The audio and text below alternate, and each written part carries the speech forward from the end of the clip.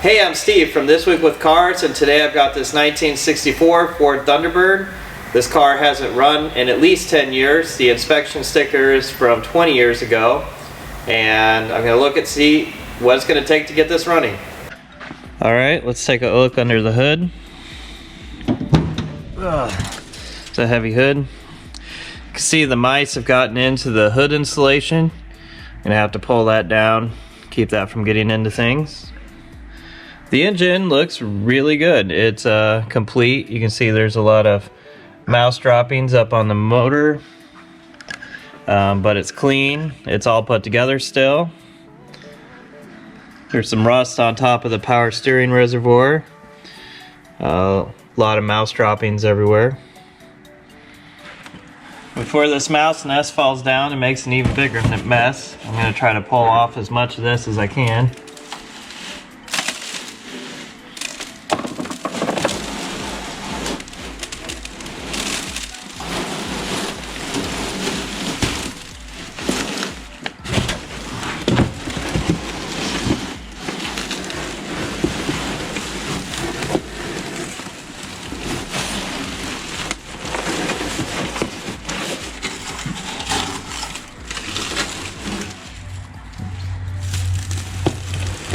Okay, looks like I don't know if you can see this, looks like we found one of the build sheets on the car.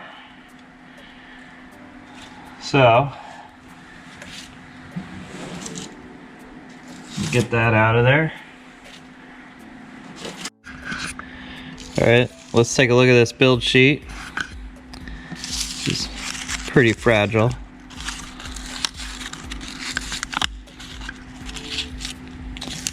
Okay, there's the VIN number of the car.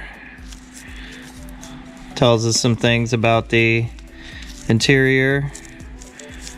I think the convertible top, where the car was sold, what region of the country, which tires came on it, the transmission.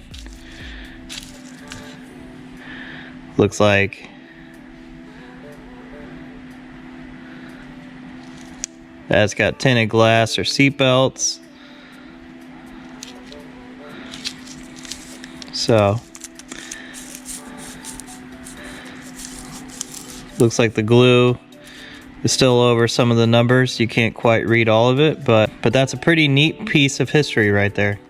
To start the car, I'm going to need battery power, and I'm pretty sure I'll probably have to charge this battery up, which is going to take a while. So that's the first thing I'm going to do. Let's fire up the voltmeter, see if this battery has any power. Has 9.7 volts, so that's actually not that bad. I could throw on a modern battery charger, which will see that there's a battery there, and I can get that charged up. So I'm gonna connect the battery up first thing. Okay, I'm just gonna get the battery charger connected here. Connect it up and then turn it on. Now that we know the car has battery power, let's take a look inside. These cars have a really crazy looking dashboard. You can see what the gauges look like there. It's got a speedometer with 4 smaller gauges below. There's a clock up here. This really crazy center console. It does smell pretty weird in this car. It's a combination of the signs of mice and maybe a scent of mold. But it's pretty clean in here. Let's take a look in the center console. Mice haven't gotten into their original owner's manual. Got the keys here.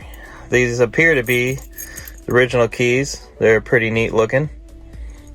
So let's put the key in the ignition and turn the key to on, and let's see what happens. Okay, I'm going to put the key in the ignition and then turn it to the on position. I can hear the fan running. Let's turn that off. Okay, the fuel gauge, if it works, says 1/4 of a tank. We turn it off, see if it goes down, which it does. So that might actually work. I don't see an ignition light coming on. Besides the fan running and the fuel gauge moving up, I don't see any other signs that I've turned the key to the on position.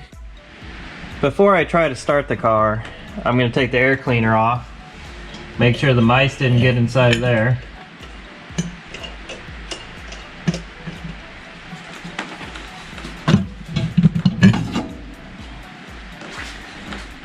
Okay, now let's take the distributor cap off.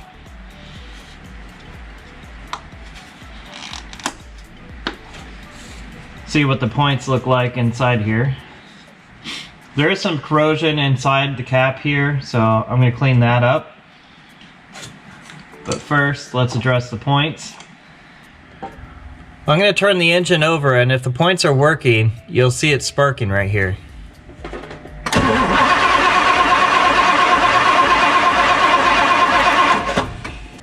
To get the points working again, you could use a points file like this here. And this is really handy when you're trying to get into really hard to access areas. But when the points are so easy to get to like this, I like using a Dremel with a wire wheel on it. It damages the contacts less and it will clean them up far better. Okay, I'm going to crank the engine over again and let's see if we see a spark this time.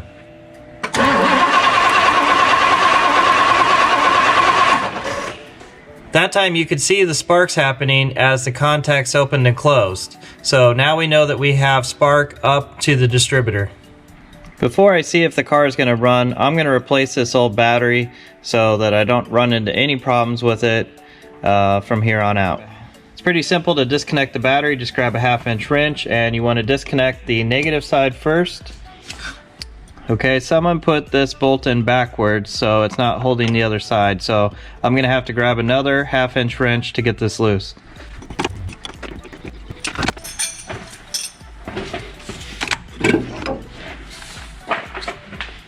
Okay, that old battery, I didn't have to do anything to get it out besides disconnect the battery cables. Someone had put up a block of wood in here to make up the difference in the battery size, and so the battery was just wobbling around in here. So I'm going to put the correct size battery in here, which means that I have to loosen the battery clamp before I can put the new battery in here. And then once it's in, the battery will be held in place and won't be able to move around anymore. Battery clamp is held down by a 9/16 bolt. This is a much larger battery. This is a Group 27F. I've got the battery clamp slid over the battery. I'll just tighten it back up.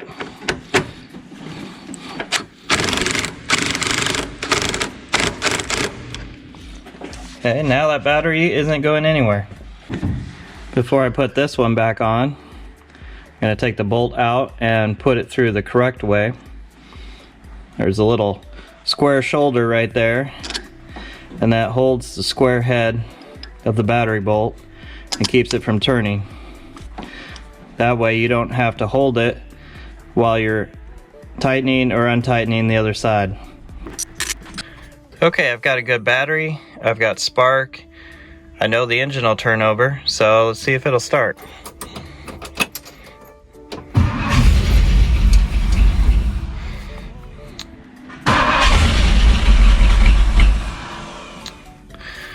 Ran for a second there. Gonna pump the gas a couple.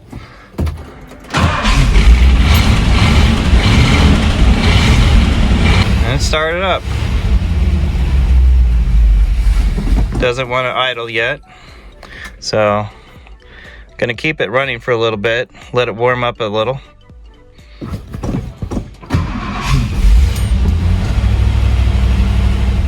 Looks like the charging system might be working. I think I saw it move there.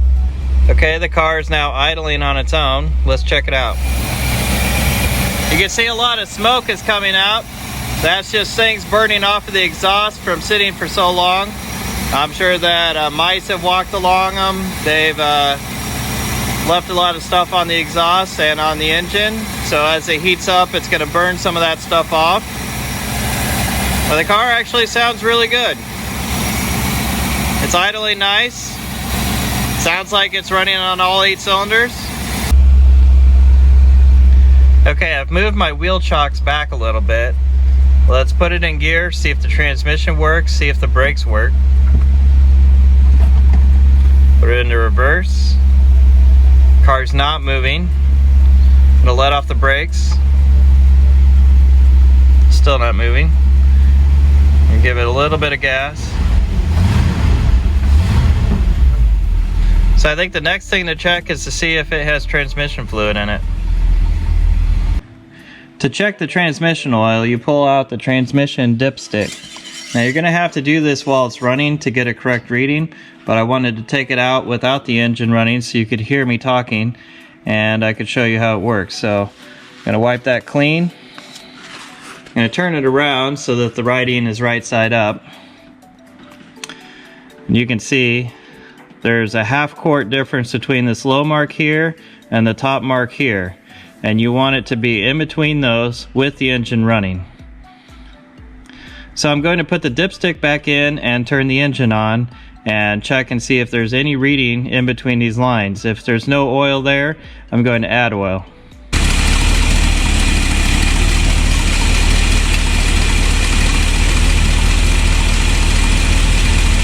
As I thought, the dipstick is dry, so the transmission needs more oil. I've got some automatic transmission fluid. This is Valvoline Type F, and this is specifically made for Ford transmissions. You probably could use Dexron, but I would suggest getting the correct type of transmission fluid if you're working on an old Ford.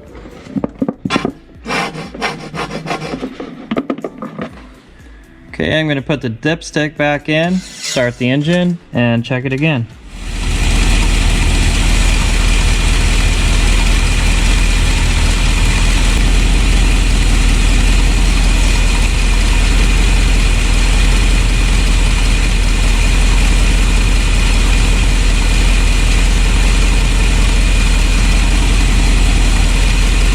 It took 4 quarts of oil to get the transmission oil level where it should be, so let's see if it goes forward and back now. Okay, I can feel that it kicked into gear. Gotta let off the brake a little. I'm going back. Just hit my chock. The brakes seem to work. Transmission, let's see if we can go forward now. And it works. Okay, I want to see if the alternator works, so I have the voltmeter hooked up to the battery here, and when I start the engine, this should go up to 14 volts or so if the alternator is working properly.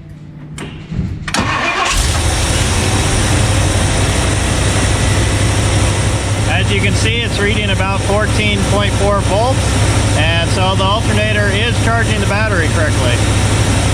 The last thing that I want to check right now is the brake fluid.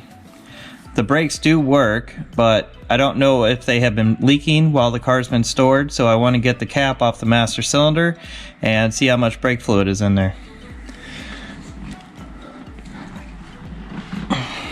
The cap's been on there for so long that it seized, so I'm going to have to try to get some tools to get that off. There just isn't enough room in here to use a strap wrench, so I'm going to have to use a pair of pliers.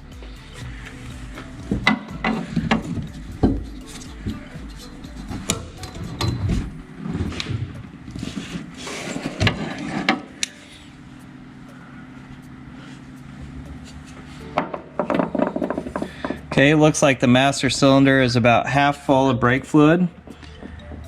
But I'm going to leave it just like that for now. If you want to see more videos like this, click subscribe and comment below.